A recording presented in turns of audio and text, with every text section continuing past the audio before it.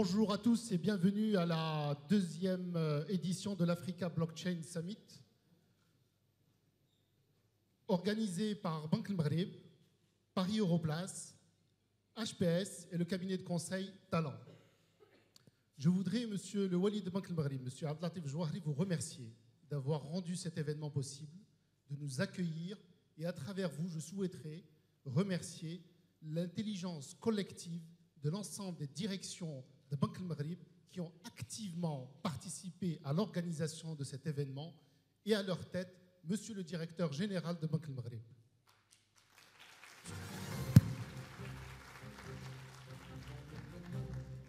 Permettez-moi de me présenter, je m'appelle Karim Zinedine, je suis de Paris Europlace. Paris Europlace est l'organisation représentative de la place financière de Paris. J'ai eu la chance, l'honneur de participer au comité d'organisation, au comité de pilotage de cet événement. Alors cet événement qui nous réunit aujourd'hui, qui est un petit peu en fait ce rendez-vous de ce matin, qui est un petit peu la finalité d'un travail qui a commencé en novembre 2018, c'est-à-dire depuis un an. Nous avons structuré un programme qui permet d'analyser, de challenger la technologie blockchain dans une approche 360 degrés. La première de cette approche de 360 degrés, le premier axe qu'on s'est fixé, c'est d'organiser cette conférence autour de tables rondes, réunissant des experts, certains sont parmi les plus grands experts internationaux de ce sujet de la blockchain, de le réunir autour de 2 tables rondes de ce matin, de la matinée. La première, c'est pour analyser l'impact de la technologie blockchain sur la finance, sur l'industrie financière. Et la deuxième, l'impact et les challenges qu'oppose la technologie blockchain aux régulateurs que sont les banques centrales, mais également les autorités de marché. Cette session permettra à tous ceux qui n'ont pas suivi l'actualité de ces 12 derniers mois de la blockchain de se mettre à jour parce que beaucoup de choses se sont passées au cours de ces derniers mois. On parle aujourd'hui de la digitalisation des actifs, on parle des ICO, levées de fonds, on parle de la tokenisation des actifs, beaucoup de termes en fait, qui sont en train d'émerger et qui disruptent le fonctionnement de la finance, et puis un sujet qui est peut-être moins connu et pourtant qui est fondamental, toute l'activité post-marché des bourses et des marchés financiers en général. Ça sera la première partie. Ce programme en fait, qu'on a concocté durant toute une année comporte 3 éléments. Le premier est celui que je viens de présenter. Le deuxième, on a organisé un challenge dans lequel la Banque centrale, la Banque Maghreb, s'est fortement engagée, qui a réuni, en fait, qui a fait plusieurs sessions de recrutement de start-up marocaines, plusieurs sessions de travail, de réunions, de mobilisation, de sensibilisation, et de les faire participer à ce challenge. Elle est également allée en Afrique, au Sénégal, rencontrer des start-up africaines, des start-up avec la BCEAO, en fait, sur toute la région de l'Afrique de l'Ouest, et identifier les meilleurs porteurs de projets pour les faire participer à ce challenge. Ce challenge était sur une thématique centrale pour l'Afrique, l'inclusion financière. C'est le nerf de la guerre pour permettre aux États africains de déployer une finance moderne capable de financer la croissance, le développement et l'émergence. Ce challenge a réuni 150 startups qui ont candidaté. 10 ont été retenus, invités à Rabat par les équipes de Banque Maghreb, par les équipes de HPS, par les équipes de Talent qui les ont accompagnés, qui les ont pendant 72 heures, depuis lundi, non-stop, avec des réunions interminables qui se terminaient à minuit, 2 heures du matin, alors en fait que dans le programme, elles devaient se terminer à 10 heures. C'était un travail extraordinaire qui a permis à cette belle jeunesse de se déployer, d'innover, de disrupter le monde d'aujourd'hui, de trouver de nouvelles solutions. Je vous invite tous, tout à l'heure, pour la pause café, de visiter les stands qui sont à côté. Ce sont des stands en fait, qui sont, en fait, où toutes les startups qui ont candidaté présentent leurs projets. Vous pourrez discuter avec eux. Ils sont d'un très bon niveau. Ils sont innovants et disruptifs. Le dernier axe sur lequel on a travaillé pour l'organisation de cet événement, c'est la réalisation d'un POC. Un POC qui a été réalisé par les équipes de Banque Maghreb, les équipes d'HPS, et qui est tout à fait innovant.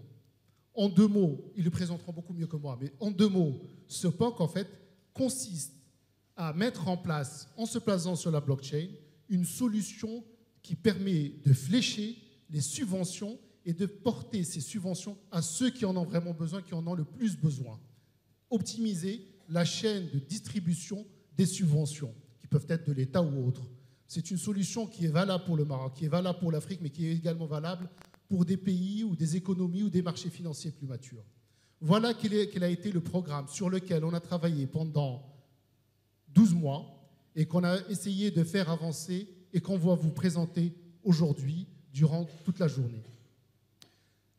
Pour finir, avant de passer la parole à M. le Wali de Banque el-Maghrib pour la session d'ouverture, je voudrais juste rappeler à tous et à tous ceux en fait, qui ont leur portable et qui communiquent, je voudrais rappeler que cet événement est diffusé en live streaming sur la chaîne YouTube de Banque el-Maghrib ainsi que sur le site de l'Africa Blockchain Summit. Donc on est suivi en direct. Je sais qu'à Paris, en fait, beaucoup de gens sont connectés à la chaîne, en tout cas de l'Africa Blockchain Summit. Il sera diffusé et cet événement pourra être suivi tout au long de l'année et autant de fois en fait, que les gens, donc des milliers, peut-être même des millions de gens, revisionneront cette conférence et verront le travail extraordinaire qui a été réalisé par toutes les équipes qui se sont engagées dans l'organisation de cet événement. Je vais vous demander, s'il vous plaît, de les applaudir parce que le travail a été très important.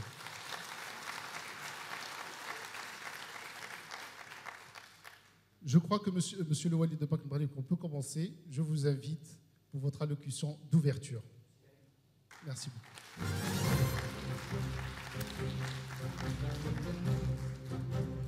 Voilà, en fait, pour les traductions, en fait, juste vous rappeler que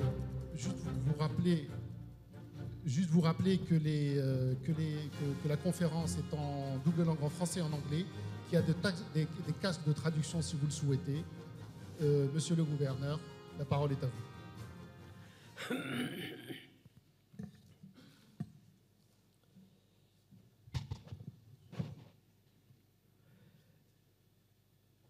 Messieurs les gouverneurs, mesdames et messieurs les responsables des autorités de régulation, mesdames et messieurs les présidents, directeurs généraux, chers collègues, honorable assistance. C'est pour moi un réel plaisir de vous accueillir à Rabat à l'occasion de cette conférence que nous co-organisons avec Place et en partenariat avec HPS et Talent. Je tiens tout d'abord à vous remercier d'avoir répondu aussi nombreux à notre invitation. Je vous souhaite à tous la bienvenue, à celles et à ceux qui ont fait le déplacement de l'étranger un agréable séjour au Maroc. Notre rencontre d'aujourd'hui s'inscrit dans l'agenda des événements organisés par Banque el-Maghrib dans le cadre de la célébration de son 60e anniversaire et qui a débuté en mars dernier par une conférence régionale pour l'Afrique et le Moyen-Orient sur la transformation digitale et la mise en œuvre du programme FinTech de Bali que nous avons organisé avec le Fonds monétaire international. C'est vous dire toute l'importance que nous accordons à cette révolution digitale qui transforme progressivement le paysage économique, financier et social et à ses implications au plan national et régional. Mesdames et messieurs, la FinTech est en train de révolutionner le paysage financier, élargissant la gamme des produits et des services tout en les rendant de meilleure qualité, plus accessibles et moins coûteux. Elle transforme la relation client, les moyens de paiement, ainsi que les modes de financement et de transfert. La blockchain, ou plus globalement la technologie du grand livre distribué, est de loin la technologie la plus disruptive de cette décennie.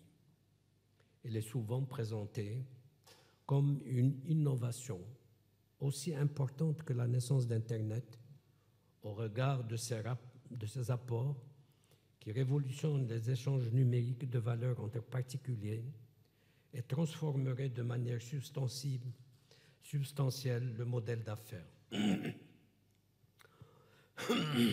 On lui attribue également le potentiel de générer des gains de productivité pour de multiples industries, du secteur financier au marché de l'énergie, aux chaînes d'approvisionnement, à la gestion de la propriété intellectuelle, au secteur public et bien au-delà.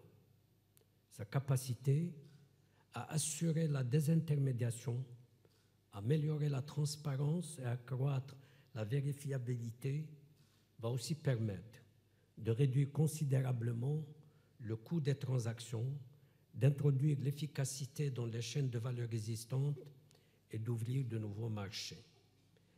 Bien entendu, nous ne pouvons pas aborder la blockchain sans parler du Bitcoin, qui a révélé cette technologie au grand jour lors de son lancement en 2009. Ce dernier est devenu le cryptoactif le plus populaire aujourd'hui et a ouvert la voie à une myriade de cryptoactifs lancés par des acteurs privés et qui prétendent souvent être des moyens de paiement, voire des monnaies alternatives à celles émises par les banques centrales. Comme vous le savez, les cryptoactifs se distinguent de la monnaie, y compris de la monnaie électronique, par le fait qu'ils n'ont pas de statut juridique ou de cadre juridique propre et ne font pas l'objet d'une régulation.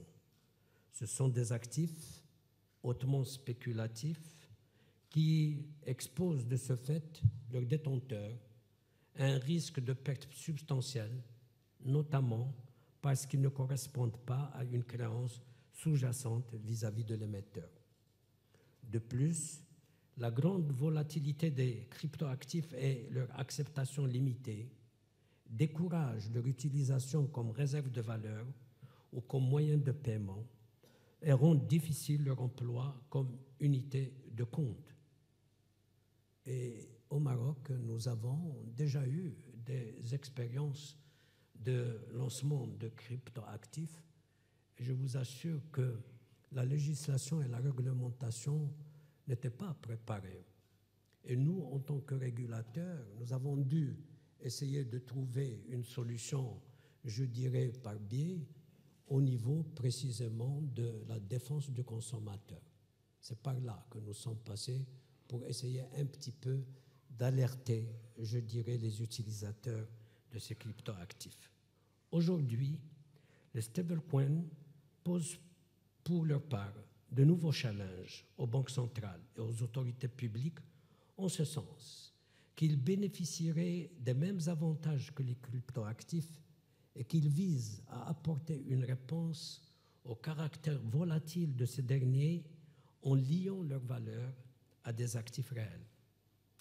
Les réactions de plusieurs banques centrales et autorités publiques à l'annonce de l'émission du Libra par Facebook constitue en soi un indicateur de l'importance de la problématique.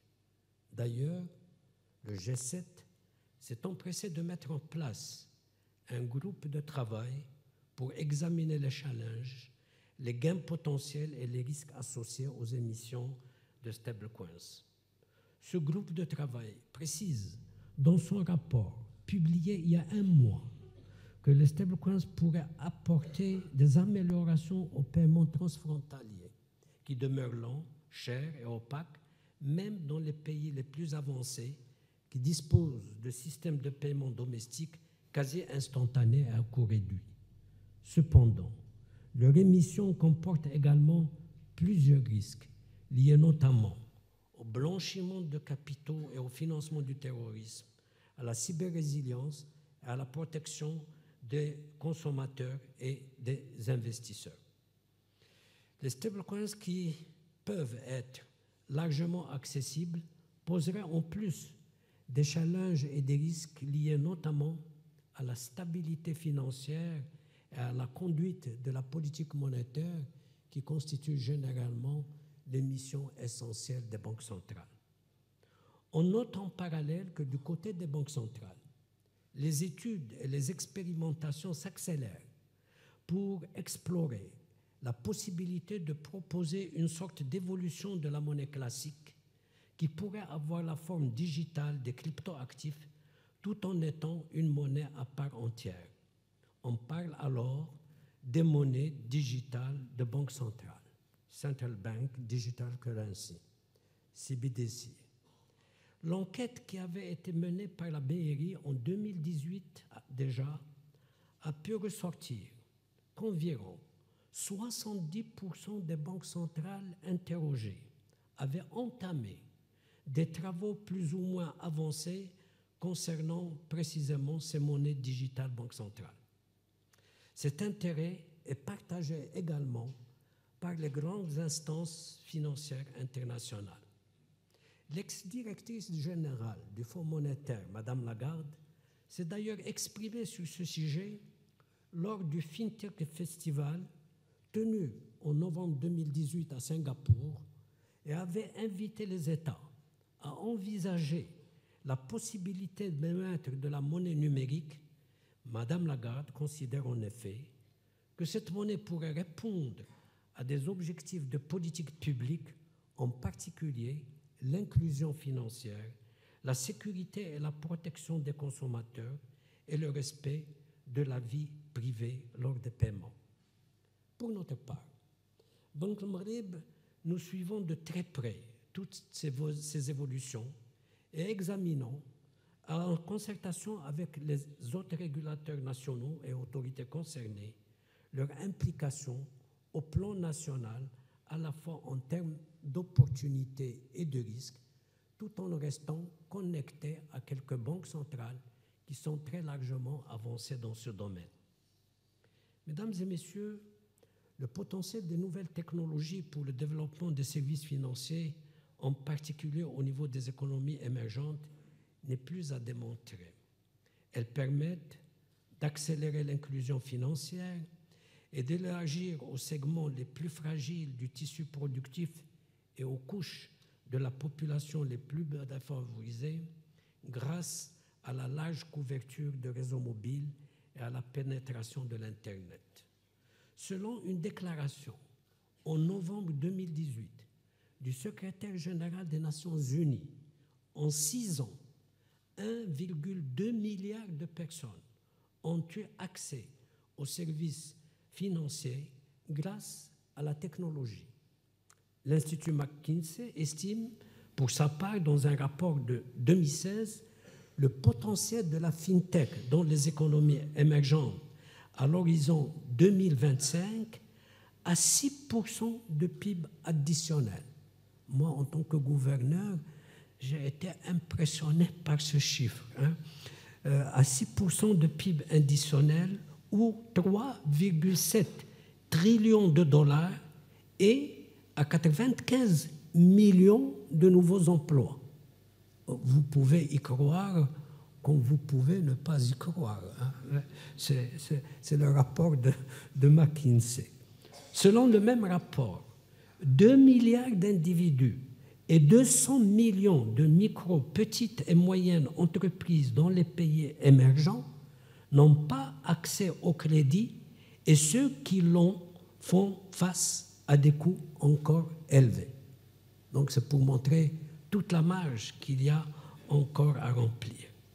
En effet, le Maroc, pour sa part, compte saisir l'apport de la FinTech dans le cadre de la mise en œuvre de sa stratégie nationale d'inclusion financière qui, selon la définition que nous avons retenue, vise à garantir un accès équitable pour l'ensemble des individus et entreprises à des produits et services financiers formels pour une utilisation adaptée à leurs besoins et à leurs moyens afin de favoriser l'inclusion économique et sociale tout en préservant leurs droits et dignités. C'est quand même une définition qui nous place, où nous avons placé la barre assez haute. Cette stratégie nationale élaborée dans le cadre d'une démarche participative repose, en ce qui concerne les FinTech, sur 2 axes principaux. Le développement de modèles alternatifs permettant d'atteindre les populations les plus exclues à moindre coût et qui soit adapté aux spécificités de ces dernières.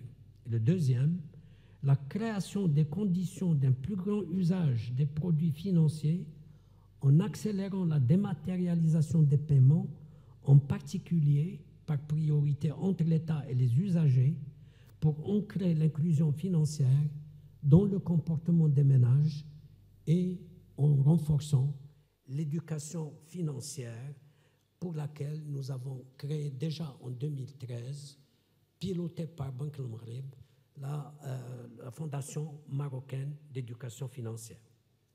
C'est dans cette dynamique que nous avons adopté conjointement avec l'Agence nationale des règlements de réglementation des télécommunications et les autres parties prenantes, une solution de paiement mobile nationale interopérable et en temps réel, visant non seulement à diversifier l'offre en matière de moyens de paiement, mais surtout d'élargir l'accès aux services financiers à la plus grande partie de la population. Et il faut dire que HPS a été partie prenante au niveau de ce projet qui avance dans les meilleures conditions possibles. Nous sommes aux dernières phases pour l'opérationnalisation. Nous sommes également conscients des nouveaux risques auxquels les évolutions technologiques nous exposent, notamment en matière de blanchiment d'argent, de financement de terrorisme, de cybersécurité, ainsi que pour la protection du consommateur et des données à caractère personnel. En tant que régulateurs, nous sommes appelés à laisser suffisamment d'espace à la créativité et au développement des services financiers innovants, mais en même temps, nous devons préserver et renforcer la résilience de nos systèmes financiers et protéger les consommateurs et l'entreprise. Et je pense que le travail des régulateurs que nous sommes est un travail aussi de pédagogie et de sensibilisation des décideurs, c'est-à-dire à la fois le gouvernement, le Parlement surtout, parce que c'est à travers le Parlement que beaucoup de textes légaux et les décrets d'application passent par ce canal.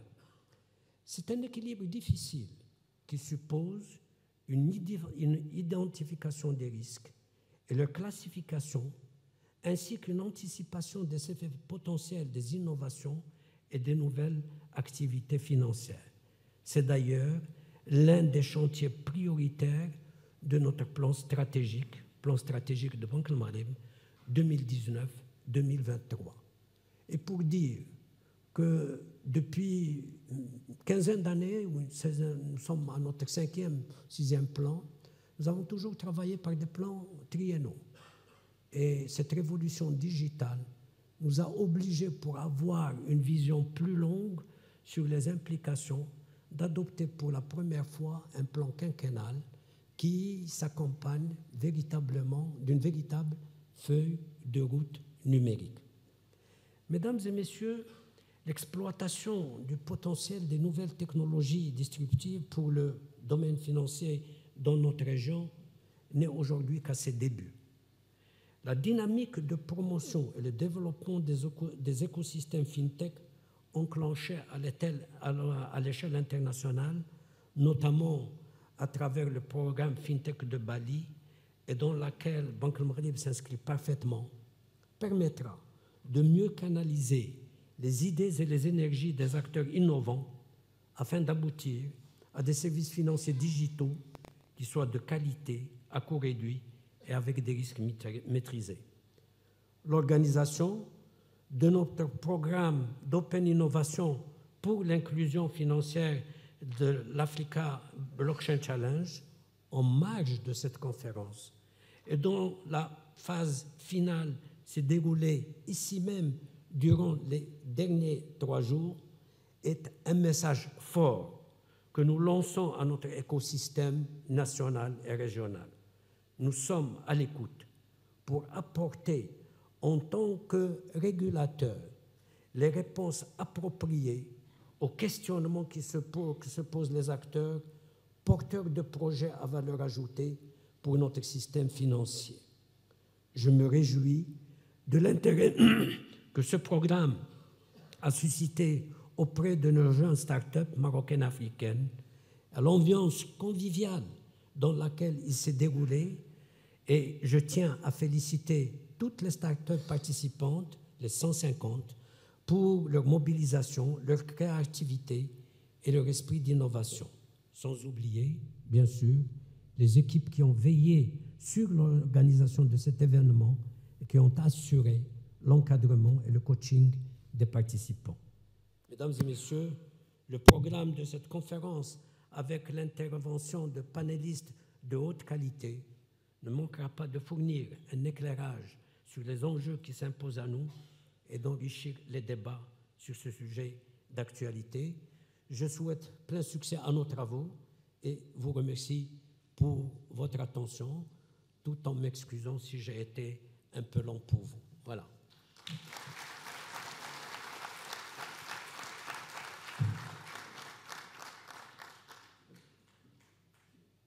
Merci, monsieur. Merci, monsieur Le Wali. En effet, que de défis, de challenges et de mobilisation des autorités, et en même temps que de chiffres qui font rêver. Je passe la parole à Alain Piton, secrétaire général de Paris Europlace, pour adresser son allocution.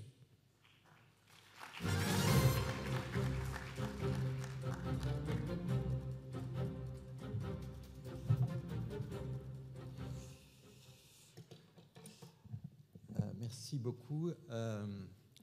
Messieurs les gouverneurs, mesdames, messieurs, chers amis, c'est d'abord un plaisir et un honneur pour Paris Europlace d'être un des organisateurs avec la Banque centrale du Maroc de ce deuxième Africa Blockchain Summit, aujourd'hui à Rabat. Je crois que si nous pouvons le faire, c'est aussi parce que nous avons réussi à organiser avec vous, avec la Banque centrale de Tunisie, le premier Africa Blockchain Summit, c'était à Tunis l'année dernière. Vous me permettrez de vous délivrer tout de suite un message personnel d'Augustin de Romanet, le président de Paris Europlace, qui est aussi, comme vous le savez, président d'Aéroports de Paris. Ce message, il est assez simple, c'est de dire qu'avec ce genre d'événement, nous contribuons, je crois, à ce travail de pédagogie sur la blockchain et sur les technologies financières. Je crois qu'on peut dire qu'il y a une vraie courbe d'apprentissage par rapport aux différents cas d'usage qu'on peut avoir sur ces technologies. Je pense que c'est aussi un moyen d'illustrer le partenariat que nous voulons avoir avec les économies émergentes. Et peut-être le dernier élément qui est évidemment qui tient à cœur au président de Paris Europlace, c'est que nous illustrons l'engagement des acteurs de la place de Paris dans ces technologies, évidemment, ça c'est assez logique, mais aussi et surtout dans ce partenariat, pour nourrir ce partenariat. Alors, je ne sais pas si je vais tous les citer, mais je voudrais quand même saluer en particulier la Banque de France, la Caisse des dépôts, BNP, Euroclear, nos cabinets d'avocats Gide et Kramer, ainsi que Consensus et Ledger. En octobre 2015, si je ne dis pas de bêtises, The Economist titrait The Promise of the Blockchain, the Trust Machine. Je crois que c'est une expression, The Trust Machine, que tout le monde comprend, qui illustre bien l'enjeu de cette technologie, ce que ça peut apporter en termes d'opportunités. On va je vais essayer d'en donner quelques exemples, mais aussi de disruption, pour employer un mot qui n'est pas très français, et éventuellement d'ailleurs de perturbation, et vous l'avez souligné, monsieur le gouverneur, dans votre discours. Je vais commencer peut-être par un point... juste quelques chiffres, je vous rassure, je ne vais pas en donner trop dans cette courte présentation. C'est une étude qui était, alors je regarde pour le coup mes notes, une étude d'IHS Markit qui nous indiquait que la finance est en fait le premier marché pour la blockchain et que les revenus générés par cette technologie, par ces technologies dans le secteur financier devraient dépasser les 100 milliards de dollars en 2024, atteindre 462 milliards en 2030. Alors vous avez raison, il faut toujours être très prudent sur ce genre de chiffres, on n'est jamais très sûr, mais je crois que ça illustre la dynamique et surtout, quand on voit quel est le point de départ, toujours selon cette même étude, donc on espère qu'il y a un effet de comparabilité, c'est-à-dire que c'était des revenus estimés à 2 milliards de dollars seulement en 2017, c'était il y a pas très longtemps, c'était il y a 2 ans. Donc voilà sur le cadre général. Sur ensuite les cas d'usage dans le secteur financier, là ce qui est très impressionnant, c'est qu'on a une sorte de véritable déferlante de ces cas d'usage. Alors je vous rassure, je ne vais pas tous les citer, on a souvent mentionné l'utilisation qu'il peut y en avoir en matière de trade finance, et là encore des établissements bancaires, pardon de citer à nouveau BNP Paribas, mais je pense qu'on ne voudra pas, qui sont très, très engagés. Il y a plein de cas d'usage, on a eu des utilisations de financement sécurisé, par exemple pour le financement de l'habitat.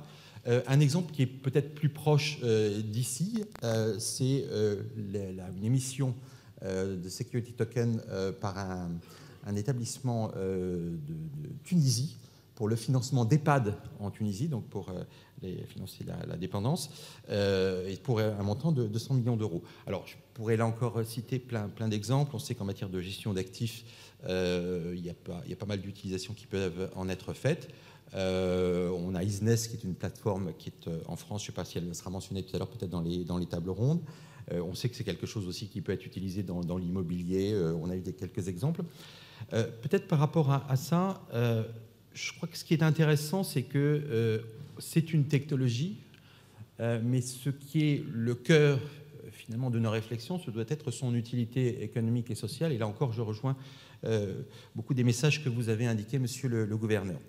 Alors, peut-être le premier de ces messages, la première de ces dimensions, c'est évidemment la question de à quoi qu'est-ce que ça apporte en fait.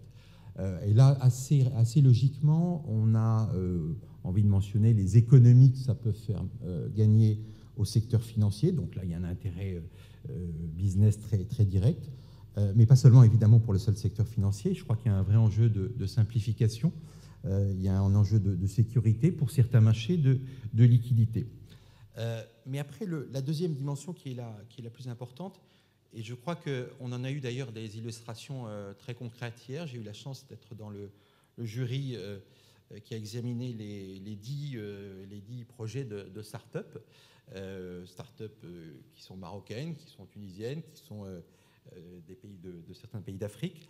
Alors, je ne vais pas reprendre tous les cas, mais je crois que ce qui était intéressant, c'est qu'on voyait bien qu'il y avait des choses très concrètes derrière en termes de financement des entreprises, parfois d'ailleurs de financement de petits commerces, je ne traiterai pas les libérations des débats, de couverture de besoins aussi sociaux. Peut-être une troisième dimension qui est pour nous importante, je le mentionnais au tout début dans le message porté par Augustin de Romanet, c'est celui de la coopération entre les places financières. Je pense que c'est la question de la blockchain, d'une manière générale d'ailleurs de ces technologies du numérique, c'est de nous forcer à travailler ensemble, à regarder ces problématiques ensemble, parce que je pense que là encore c'est ensemble qu'on apprend de ces différents cas d'usage. Alors soyons clairs aussi, ces sujets donnent parfois lieu à de la compétition. Vous me permettrez de dire quelques mots de la situation en Europe. On a, et là je voudrais saluer d'ailleurs le rôle des régulateurs, je parlais tout à l'heure de la Banque de France, c'est évidemment aussi celui de l'autorité des marchés financiers, ainsi que de la CPR, qui ont eu le souci de proposer avec les pouvoirs publics, avec le ministre des Finances Bruno Le Maire, un cadre de régulation. Alors, quand on dit cadre de régulation, côté français, on a souvent peut-être une mauvaise expérience dans le passé de surrégulation. Je crois que ce qui a été fait à ce moment-là est plutôt très intéressant parce qu'au contraire, c'était l'idée de dire on veut quelque chose qui donne des repères, qui finalement montre qu'on ne fait pas n'importe quoi, qui donne de la confiance. Et ce n'est pas à vous que je vais dire que la confiance dans le secteur financier, c'est absolument clé, mais qui en même temps laisse place à l'innovation. Donc je ne rentrerai pas dans le détail, mais c'est le cadre qui a été mis en place pour les cryptoactifs en France.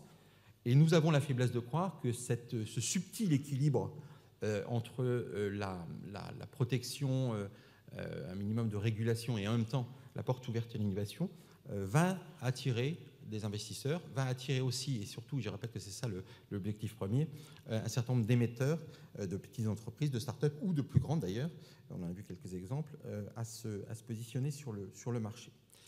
Peut-être un dernier point, une dernière dimension, je vais m'y attarder, mais je vous rassure, ce sera ma conclusion.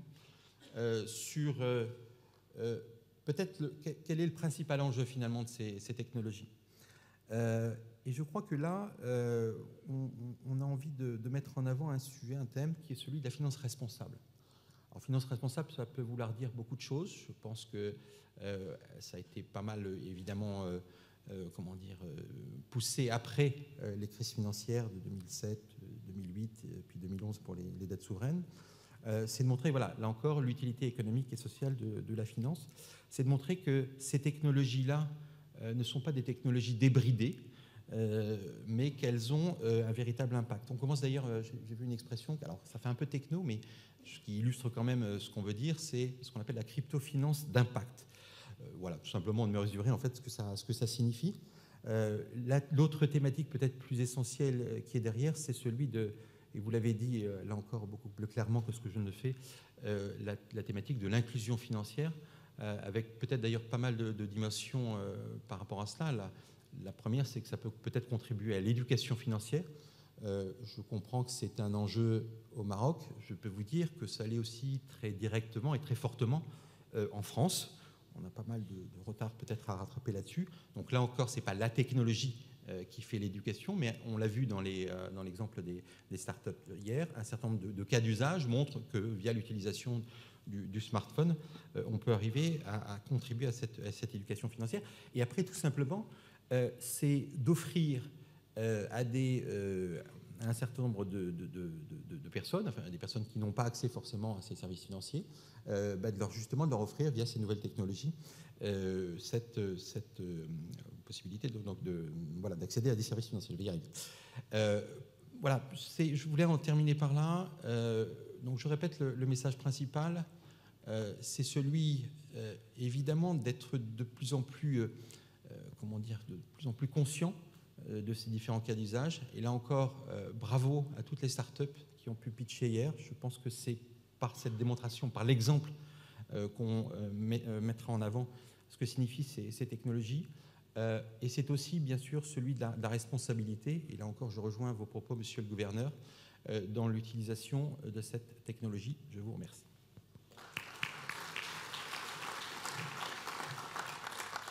Merci beaucoup Alain pour ce tour d'horizon en fait, des engagements de la place financière de Paris et de Paris Europlace en faveur des fintech et également en fait, de la technologie blockchain. J'invite Monsieur Mohamed Hourani, président directeur d'HPS. Monsieur Hourani n'est pas à présenter ni HPS. En revanche, ce qui est bon à savoir, c'est que HPS, et en particulier Monsieur Hourani, a poussé à bras le corps et a été un fervent défenseur en fait, de cet événement. Merci beaucoup Monsieur Hourani.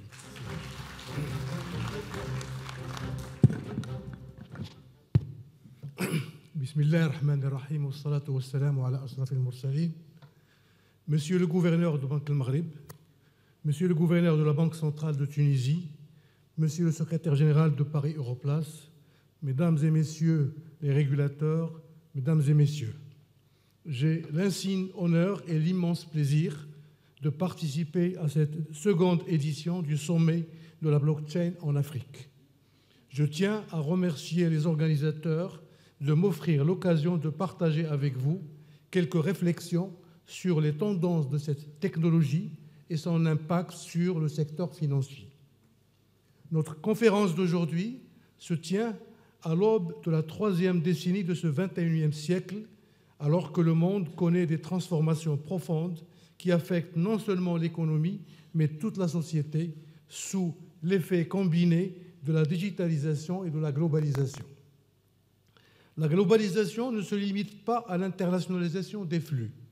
Elle se traduit également, grâce à la digitalisation, par une transformation généralisée des modèles de production et de consommation au niveau mondial. L'influence des géants mondiaux de la technologie sur les citoyens, mais aussi sur les entreprises, grâce notamment à la maîtrise des données, est ressentie par les États comme une menace à leur souveraineté. La souveraineté digitale constitue désormais un enjeu capital pour tous les pays. Le digital constitue une opportunité historique et une chance inédite pour construire des modèles économiques plus viables et plus soutenables.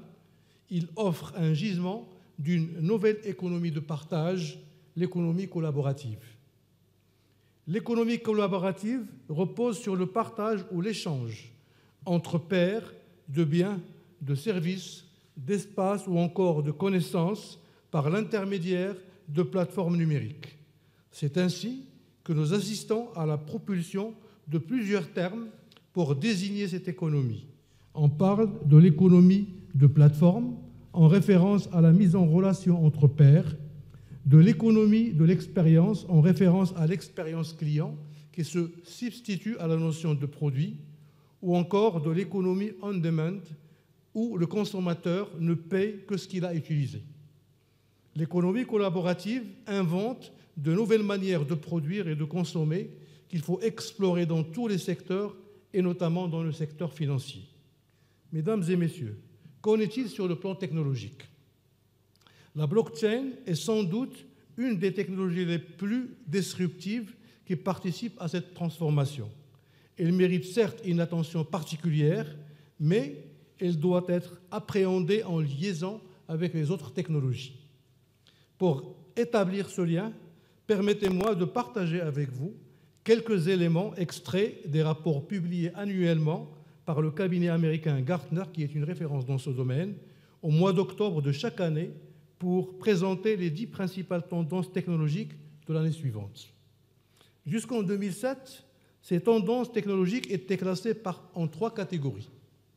La première catégorie se focalisait sur l'intelligence artificielle qui s'infiltre dans pratiquement toutes les technologies, aussi bien les objets connectés que les applications et les outils d'analyse de données. La seconde catégorie portait sur le digital qui favorise la convergence du monde numérique et du monde réel en vue de créer un monde immersif. La réalité virtuelle et la réalité augmentée seront de plus en plus utilisées pour améliorer l'expérience utilisateur. La troisième catégorie portait sur le maillage qui permet l'interconnexion entre des ensembles de personnes, d'entreprises, d'objets, de contenus, de systèmes et de services pour créer des solutions innovantes. L'une des tendances de cette catégorie porte sur l'incontournable blockchain qui fait l'objet de notre conférence d'aujourd'hui. Dans le rapport 2018, les experts du Gartner ont rajouté 2 nouvelles catégories horizontales qui s'appliquent à toutes les technologies. La première catégorie, intitulée « Confidentialité et éthique », affirme la dimension des valeurs dans les tendances technologiques. Elle vise notamment la protection de la vie privée des personnes. La seconde catégorie porte sur l'informatique quantique, qui serait commercialisable dans 5 à 10 ans. Elle sera la bienvenue pour faire face à la croissance exponentielle des données et des besoins en matière de puissance de calcul. Cette catégorisation, qui était guidée par des considérations technologiques, a été abandonnée dans le dernier rapport du Gartner. Elle a été remplacée par une nouvelle catégorisation orientée utilisation. En effet, les 10 principales tendances technologiques 2020, annoncées en octobre dernier, sont dorénavant regroupées en 2 catégories. Une catégorie centrée sur les personnes et une autre catégorie axée sur les espaces intelligents. La première catégorie met les personnes, qu'elles soient physiques ou morales, au centre de toute stratégie technologique. Cette approche permet de mettre en évidence l'un des aspects les plus importants de toute technologie, à savoir son impact sur les citoyens, les entreprises, les clients, les partenaires, etc. La seconde catégorie porte sur des espaces intelligents où les personnes et les systèmes à technologie active interagissent dans des écosystèmes de plus en plus ouverts, connectés, coordonnés et intelligents. C'est dans cette seconde catégorie que nous retrouvons encore une fois la blockchain parmi les principales tendances technologiques 2020. Cette fois-ci, elle porte un qualificatif qui précise la logique de son utilisation, à savoir la blockchain pratique. Selon les experts du Gartner, la blockchain possède le potentiel de réorganiser les industries en instaurant la confiance, la transparence et l'échange de valeurs entre les écosystèmes d'entreprises en réduisant potentiellement les coûts et les délais de règlement des transactions et en améliorant les flux de trésorerie. Les actifs peuvent être identifiés à leur origine, ce qui réduit considérablement les risques de fraude et de contrefaçon. Le suivi des actifs apporte de la valeur dans d'autres domaines tels que le suivi des aliments tout au long d'une chaîne d'approvisionnement pour identifier plus facilement l'origine d'une éventuelle contamination et faciliter les rappels des produits. La gestion de l'identité est un autre domaine dans lequel la blockchain a du potentiel. Elle peut être d'un grand apport pour la gestion du KYC. Des contrats intelligents peuvent également être programmés dans la blockchain et déclencher des actions automatiques après la validation de chaque transaction. Par exemple, le paiement est automatiquement libéré dès que les marchandises sont reçues. Qu'en est-il en termes usage? De prime abord, il faut rappeler que la blockchain est née dans le secteur financier en réaction à la crise financière de 2008. Lorsque le Bitcoin fit son apparition sur Internet en 2009, il fut d'abord adopté par des cyberanarchistes et des altermondialistes dans l'espoir de concurrencer la finance capitaliste et de créer une structure parallèle plus équitable. Dans le même temps, le Bitcoin devint un outil de blanchiment et d'évasion fiscale. Après 10 ans d'expérience, et malgré ses faiblesses, le Bitcoin a démontré que la blockchain est une technologie qui fonctionne. Au-delà de son usage strictement monétaire, la technologie blockchain peut servir à créer, authentifier, stocker et publier n'importe quel type d'actifs. Par exemple, des titres fonciers, des actions, des contrats d'assurance, etc. C'est une grande menace pour l'intermédiation sans valeur ajoutée. L'année 2019 a connu la conclusion de plusieurs partenariats et le lancement de plusieurs projets pilotes.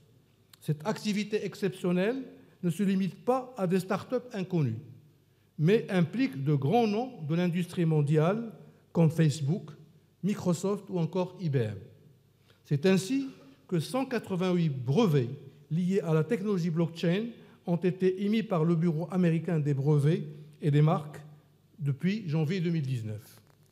Selon une enquête mondiale sur la blockchain réalisée par le cabinet Deloitte auprès de dirigeants de grandes entreprises en février et mars dernier, 43% des répondants pensent que la blockchain est surestimée. Mais en même temps, 77% pensent que leur organisation perdrait un avantage compétitif si elle n'adoptait pas cette technologie. Dans ce contexte, 40% des décideurs interrogés se déclarent prêts à investir au moins 5 millions de dollars dans des initiatives blockchain au cours des 12 prochains mois. Selon la même enquête, les principaux cas d'usage sur lesquels travaillent les entreprises sont la validation de données, citée par 43% des répondants, l'accès et le partage de données, 40%, la protection d'identité, 39%, les paiements, 37%, les crypto-monnaies, 36%.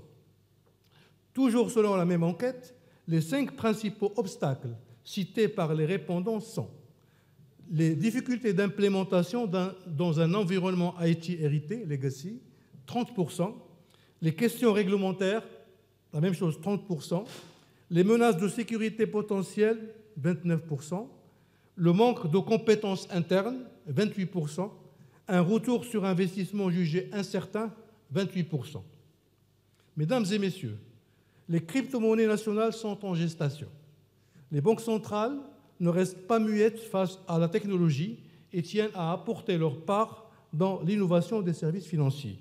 C'est ainsi qu'une quarantaine de banques centrales envisagent sérieusement l'émission de crypto-monnaies nationales.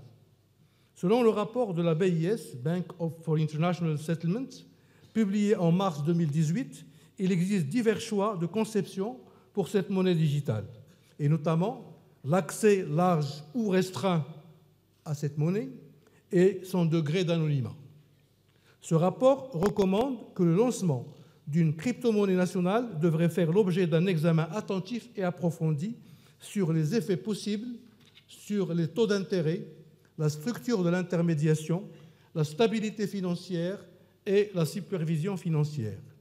Les effets sur les fluctuations des taux de change et des prix des autres actifs restent largement inconnus et méritent également une exploration plus approfondie. L'année 2019 est une date historique pour l'avenir des crypto-monnaies. L'annonce de Libra a accéléré les projets des États pour se doter de leur propre crypto-monnaie nationale. La Banque centrale chinoise, qui mène des études sur les crypto-monnaies depuis 2014, semble accélérer la cadence ces derniers mois. La Chine pourrait bien être le premier État à émettre sa crypto-monnaie nationale, qui serait dans un premier temps proposée aux banques commerciales. Son ambition est également de renverser le monopole de SWIFT sur les paiements internationaux. La guerre économique entre les États-Unis et la Chine ne fait que commencer. Alors que l'initiative lancée par Facebook et visant à émettre une monnaie numérique mondiale préoccupe très largement la classe politique américaine, David Marcus, responsable de Libra, a averti qu'en cas de non-réussite du projet Libra, Pékin en sortirait vainqueur. Le projet Libra préoccupe également les régulateurs et politiques du monde entier, et notamment en Europe. La présidence finlandaise du Conseil de l'Union européenne recommande à la BCE de créer une monnaie numérique publique. Le ministre français de l'économie et des finances, M. Bruno Le Maire, a exprimé à son tour ses préoccupations concernant l'avancement du projet Libra. Il considère que la souveraineté monétaire, comme la souveraineté politique, ne se partagent pas avec les intérêts privés.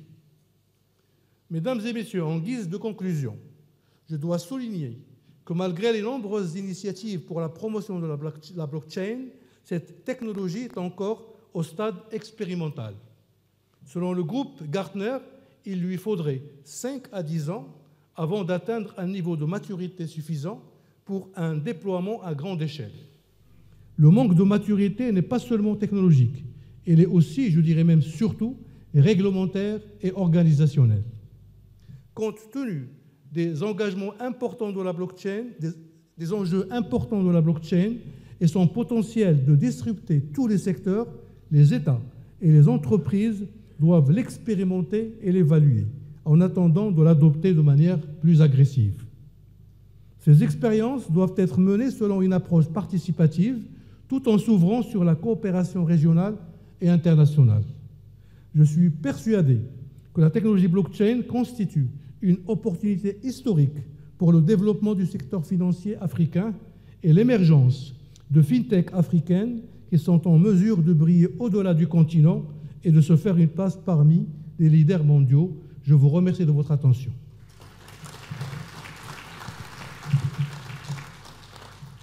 Merci, M. Hourani.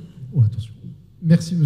Hourani. Merci beaucoup pour cette analyse transversale et un certain nombre d'interrogations d'ailleurs qui sont posées à nos panélistes, effectivement sur le potentiel de la blockchain et de sa capacité à se transformer en un modèle qui aujourd'hui est encore un prototype, en une véritable solution opérationnelle.